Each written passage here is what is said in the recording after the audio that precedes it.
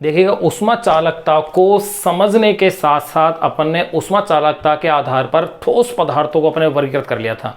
यहाँ अब अपन बात करेंगे ऊष्मा चालकता के अनुप्रयोग, एप्लीकेशंस कहाँ यूज हैं। आप सिंपल कुछ एग्जांपल्स देखें आप इसमें। अगर सर्दियों में लोहे की कुर्सी है और एक लकड़ी की कुर्सी है, अगर दोनों बाहर खुले में रखी हुई हैं तो आप पाएंगे कि लोहे की जो कुर्सी है वो लकड़ी की कुर्सी की अपेक्षा अधिक ठंडी हो जाती है। इसी प्रकार से सर्दियों में एक मोटे कंबल की अपेक्षा दो पतले कंबल जो कि उसी मोटाई के हों अधिक गर्मी प्रदान करते हैं। कुछ बर्फ के इग्नू वाले घर बनाए जाते हैं। तो ये सब ऊष्मा की चालकता के आधार पर, या कह सकते हैं ऊष्मा की चालकता के क्या अनुप्रयोग हैं, जो कि अपन करीब काफ़ी सारे अनुप्रयोग हैं, सभी महत्वपूर्ण बनते हैं। कारण पूछा जाता है ऐसा क्यों, तो इन सब का आंसर जो अपन देंगे वन वर्ड आंसर होगा ऊष्मा की चालकता। तो यहाँ अपन उन पॉइंटों को अपन डिस्कस करेंगे कि वो कौन कौन से हैं। तो यहाँ पहले अपन इसकी हेडिंग बना दें, वो हेडिंग बनेगी आपकी ऊष्मा चालकता। ऊष्मा चालकता या यूं कह सकते हैं दैनिक जीवन में ऊष्मा चालकता के अनुप्रयोग, या यूं कह दो आप ऊष्मा चालकता के दैनिक जीवन में अनुप्रयोग। ऊष्मा चालकता के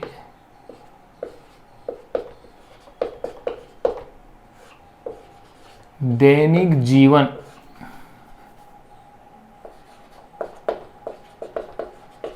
में अनुप्रयोग। ऊष्मा चालकता के दैनिक जीवन में अनुप्रयोग, एप्लीकेशंस ऑफ द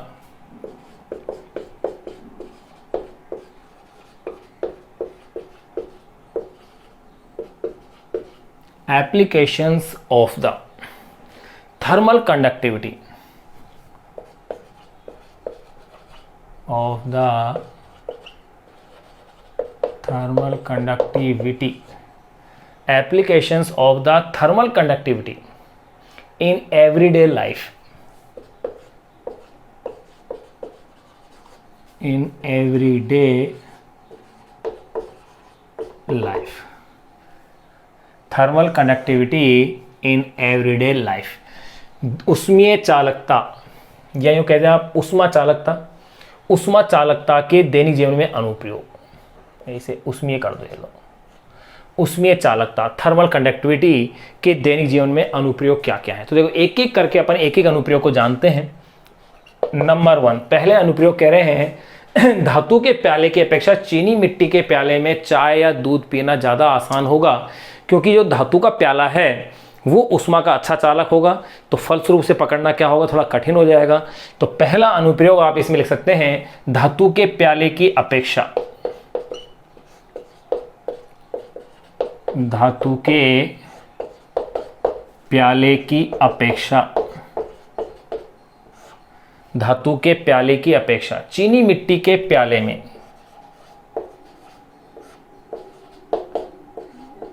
चीनी मिट्टी के प्याले में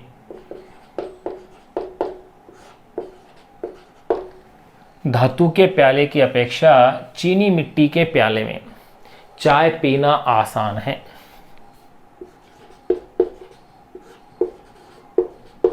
चाय पीना आसान है। तो कारण आप समझ गए होंगे, क्योंकि चीनी मिट्टी ऊष्मा की क्या है, कुचालक है, यही कह सकते हैं ऊष्मारोधी है, यानी पार्सिलेन या चीनी मिट्टी जिसे अपन कहते हैं। जबकि धातु ऊष्मा का अच्छा चालक होता है, इसलिए पीने में उसमें क्या है, कठिनाई है, तेजी से गर्म होगा। दूसरा अनुप्रयोग अपन देख रहे हैं कि बर्फ को पिघलने से बचाने के लिए,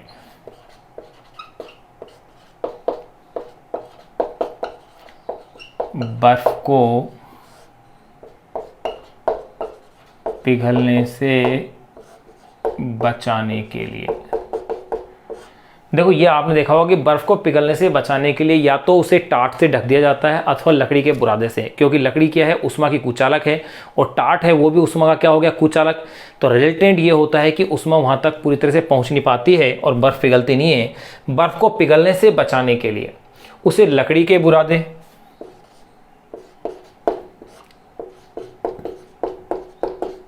उसे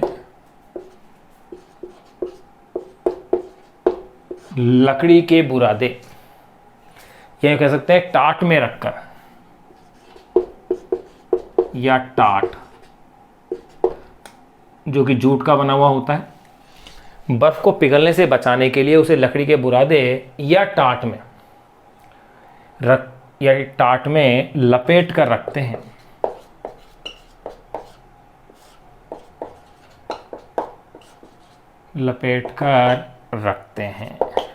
नंबर 3, अब देखो तीसरा अपन देखें थर्मस। थर्मस में भी थर्मल कंडक्टिविटी से हीट लॉस नहीं हो, इसके लिए थर्मस में दोहरी दीवारें बनाई जाती हैं और जो डबल लेयर जो दीवार है उनके मध्य वैक्यूम रखा जाता है, निर्वात रखा जाता है, क्योंकि निर्वात में उष्मा का संचरण वाली जो स्थिति है, निर्वात रखने से वहाँ क्या होगा कि चालन द्वारा उष्मा की हानि नहीं होगी। तो देखिए नंबर 3 अपन लिख रहे हैं, थर्मस में भी, याद रखिएगा भाई इसे, थर्मस में भी चालन द्वारा उष्मा बाहर जाने से, थर्मस में भी चालन द्वारा उष्मा बाहर जाने से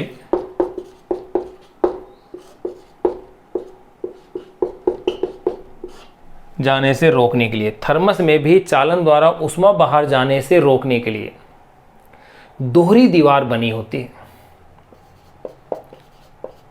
के लिए दोहरी दीवार बनी होती है, डबल लेयर दीवार बनी होती है, जिसके बीच निर्वात रखा जाता है, जिसके बीच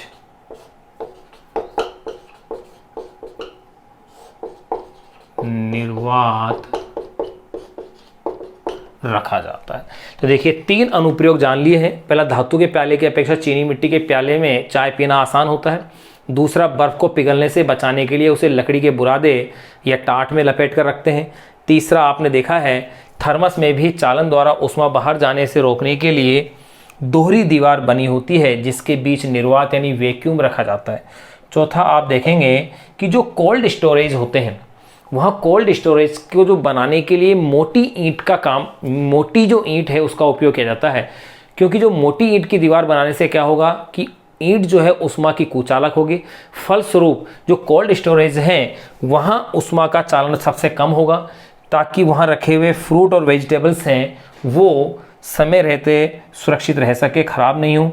तो देखिएगा नंबर 4 अपन देख रहे हैं कि कोल्ड स्टोरेज यानी कि शीतल संग्रहगार, कोल्ड स्टोरेज,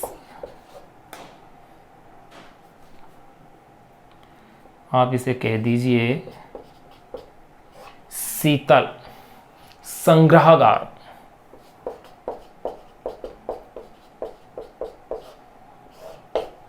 कोल्ड स्टोरेज या शीतल संग्रहगार बनाने के लिए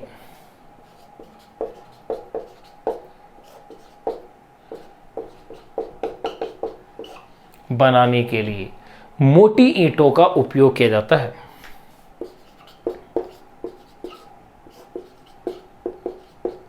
मोटी ईंटों का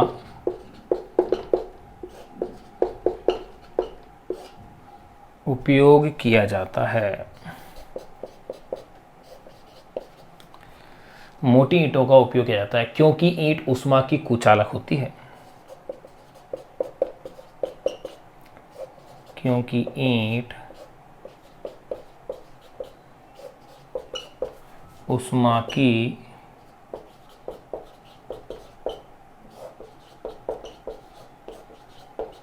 कुचालक होती है और उष्मा आसानी से आर पार नहीं जा पाती।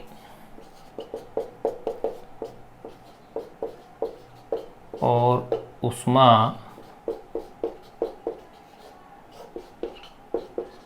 आसानी से इनके आर पार नहीं जा सकती। तो देखिएगा आपने 4 अनुप्रयोग आपने जान लिए हैं। धातु के प्याले की अपेक्षा चीनी मिट्टी के प्याले में चाय पीना आसान है। सेकंड, आपने जान लिया बर्फ को पिघलने से बचाने के लिए उसे लकड़ी के बुरादे या टाट में लपेट कर रखते हैं। तीसरा, आपने जाना कि थर्मस में भी चालन द्वारा उष्मा बाहर जाने से रोकने के लिए दोहरी दीवार बनी होती है जिसके बीच निर्वात रखा जाता है, वैक्यूम रखा जाता है। कोल्ड स्टोरेज, शीतल संग्रहागार बनाने के लिए मोटी ईंटों का उपयोग किया जाता है, क्योंकि ईंट ऊष्मा की कुचालक होती है और ऊष्मा आसानी से इनके आर पार नहीं जा सकती। 4 अनुप्रयोग अपने जान लिए हैं। अब कुछ अनुप्रयोग और अपन जानेंगे इसके कि वो कौन कौन से हैं। एक बार आप इसे नोट कीजिएगा।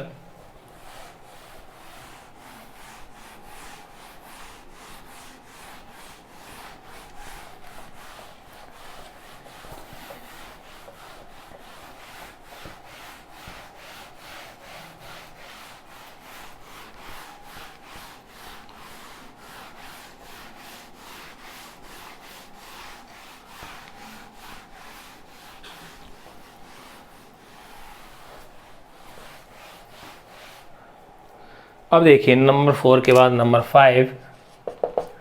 नंबर 5 पे अगर बात करें एस्किमो।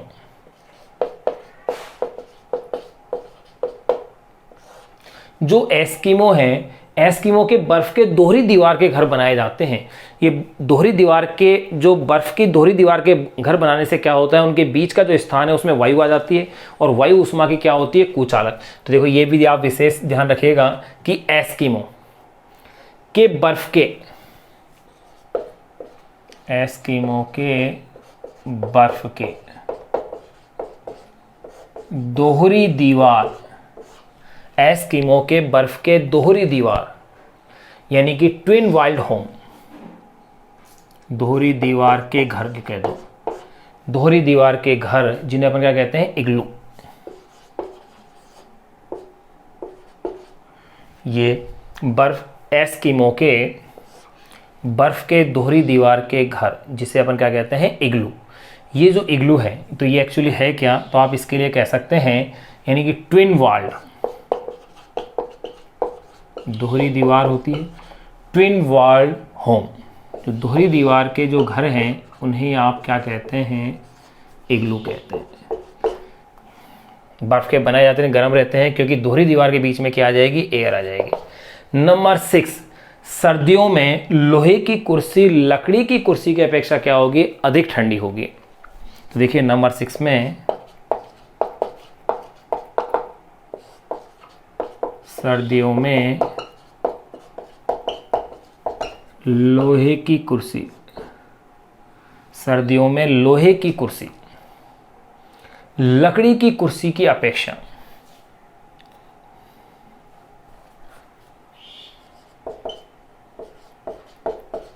सर्दियों में लोहे की कुर्सी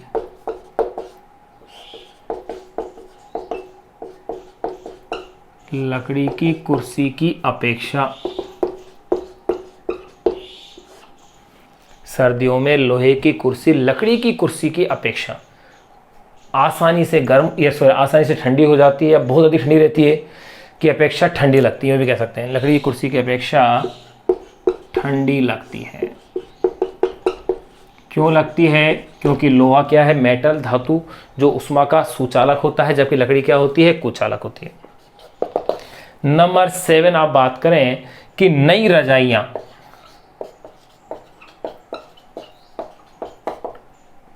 नई रजाइयां पुरानी रजाइयों की अपेक्षा,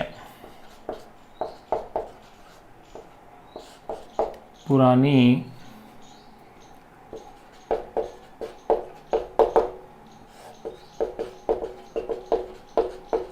रजाइयों की अपेक्षा, नई रजाइयां पुरानी रजाइयों की अपेक्षा शरीर को अधिक गर्म रखती है, की अपेक्षा शरीर को अधिक गर्म रखती है। ये कुछ कॉन्सेप्ट बन के आ रहे हैं अपने पास। नंबर 8, ऊनी कपड़े सर्दियों में,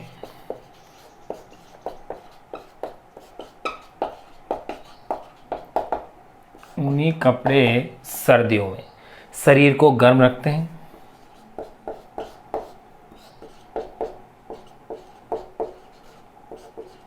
शरीर को गर्म रखते हैं। क्यों रखते हैं, क्योंकि उनमें जो बारीक बारीक छिद्र हैं उनके अंदर एयर रहती है, एयर क्या होती है, ऊष्मा की कुचालक। नंबर 9 पे अपन क्या देख रहे हैं कि सर्दियों में एक मोटे कंबल की अपेक्षा 2 अगर पतले कंबल काम में लिए जाएं तो उससे सर्दी क्या होगी, कम महसूस होगी। तो क्यों? क्योंकि इन पतले कंबलों के बीच का जो स्थान है उसमें वायु आ जाएगी जो ऊष्मा की क्या होगी, कुचालक। तो देखिए सर्दियों में एक मोटे कंबल की अपेक्षा, सर्दियों में एक मोटे कंबल की अपेक्षा, सर्दियों में एक मोटे कंबल की अपेक्षा आधी मोटाई के,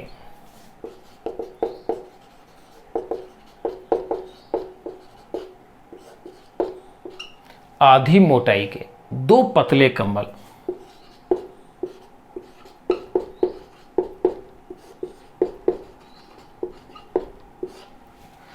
सर्दियों में एक मोटे कंबल की अपेक्षा आधी मोटाई के 2 पतले कंबल उपयोग में लेना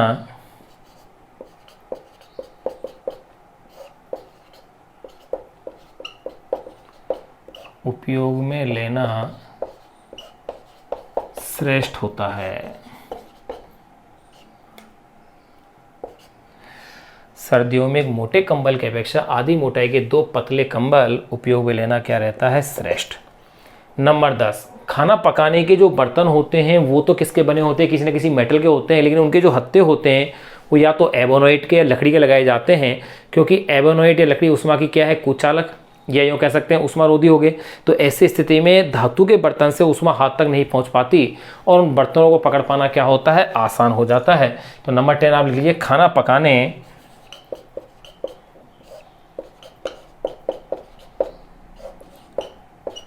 पकाने के बर्तन धातु के बने होते हैं,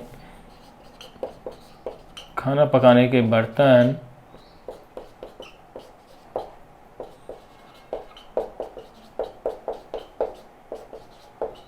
धातु के बने होते, परंतु इनके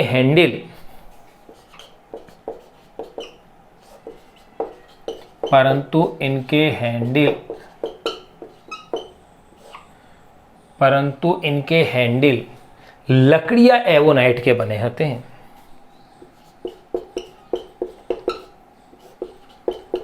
लकड़ी या एबोनाइट, परंतु इनके हैंडल लकड़ी या एबेनाइट के बने होते हैं, एबेनाइट के बने होते हैं।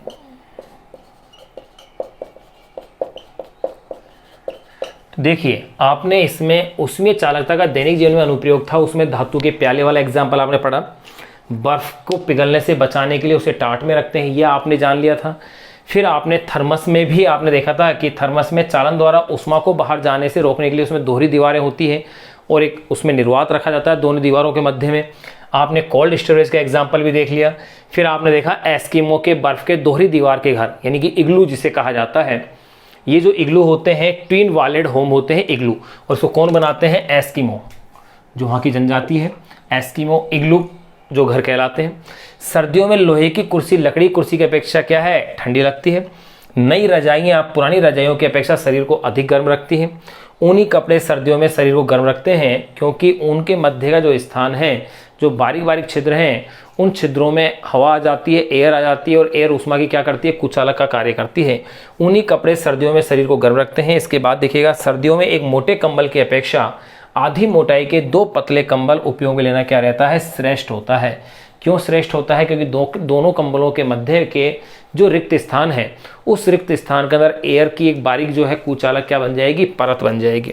खाना पकाने के बर्तन धातु के बने होते हैं, परंतु इनके हैंडल लकड़ी या एबेनाइट के बने होते हैं। देखना, बर्तन हैं वो तो धातु के बने होते हैं, लेकिन हैंडल है वो लकड़ी या एबेनाइट के बने होते हैं। तो ये अपने कुछ अनुप्रयोग जान लिए हैं। इनके अलावा और भी कई अनुप्रयोग हैं, जैसे पक्षी पंखों को फैलाकर बैठ के परिबद्ध कर लेता है हवा को। ठीक इसी प्रकार से अपन देखते हैं कि जब मोमबत्ती जलती है तो पूर्णतः मोमबत्ती नहीं जल पाती, नीचे का कुछ हिस्सा फिर भी बचा रह जाता है। एक आपने कई बार देखा होगा कि जो एक तो हिम होती है, देखो शब्द मैं बता रहा हूँ हिम, और एक होती है बर्फ। तो बर्फ जल्दी पिघल जाती है अपेक्षाकृत किसके, हिम के, यानी कि आइस जल्दी मेल्ट होती है कंपेयर टू किसके, स्नो के। तो क्यों जल्दी मेल्ट हो जाती है आइस, क्योंकि उसमें बारीक छिद्र नहीं होते, जबकि जो हिम होती है उसमें बारीक छिद्र होते हैं जिनमें वायु भरी होने के कारण वो उष्मा की कुचालक हो जाती है, जिससे जल्दी से वो पिघलती नहीं है। एक बार आप इसे नोट कीजिएगा, फिर इन कुछ एग्जाम्पल्स को और अपन नोट कर लेते हैं। ये एक बार आप कंप्लीट कीजिएगा, स्क्रीनशॉट ले लें आप चाहें तो इसका।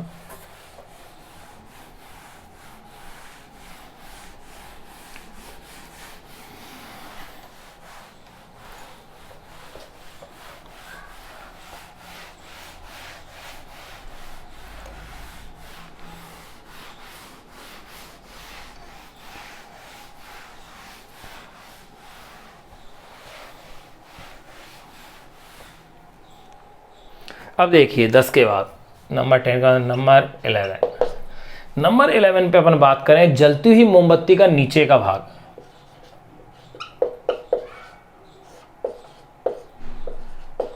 जलती हुई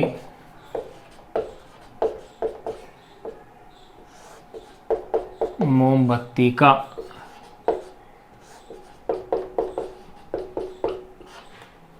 जलती हुई मोमबत्ती का नीचे का भाग इसलिए नहीं गलता क्योंकि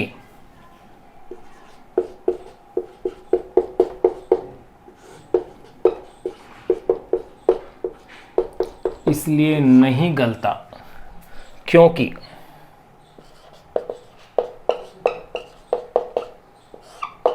जलती हुई मोमबत्ती का नीचे का भाग इसलिए नहीं गलता क्योंकि मोमबत्ती का कुचालक धागा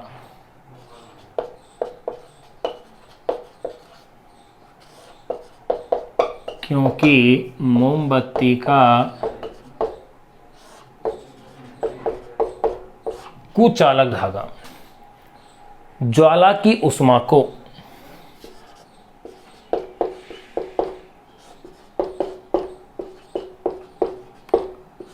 ज्वाला की उष्मा को ज्वाला की उष्मा को क्योंकि मोमबत्ती का कुचालक धागा ज्वाला की उष्मा को नीचे नहीं पहुंचने देता, नीचे नहीं पहुंचने देता। नंबर 12 एक और अपन जाने कि पक्षी द्वारा पंखों को फैलाकर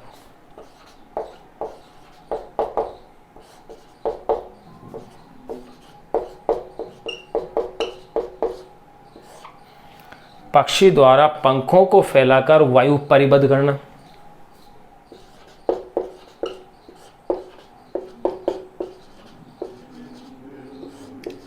वायु परिबद्ध करना। अब एक और लिख लेते हैं अपन। तो देखो अपन ने करीब इसके 12 जान लिए हैं, एक और जान लेते हैं उसमें चालकता के दैनिक जीवन में अनुप्रयोग क्या क्या है। नंबर 3 अपन देख लेते हैं हिम, जिसे कि कहा जाता है स्नो। इसमें बारीक बारीक छिद्र होते हैं। फिर देखो बर्फ, जिसे कहते हैं आप आइस, यानी हिम बर्फ से अधिक उष्मारोधी होती है। हिम बर्फ से अधिक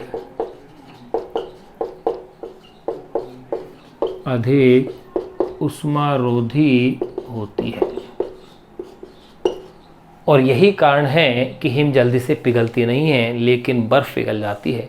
अब उष्मारोधी क्यों होती है? क्योंकि इसमें पाए जाने वाले बारीक बारीक छिद्रों में क्या होती है, इसमें एयर आ जाती है जो इसे उष्मारोधी बना देती है। तो यहीं आप लिख रहे हैं कि हिम यानी स्नो बर्फ से अधिक उष्मारोधी होती है क्योंकि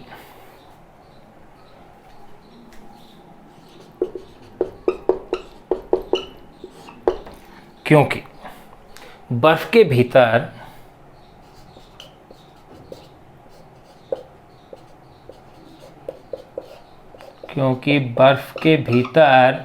वायु नहीं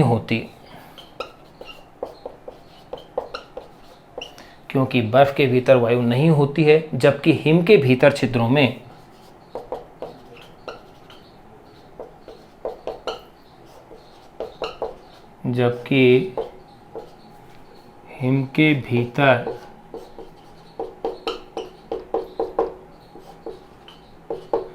जबकि हिम के भीतर छिद्रों में वायु भरी होती है।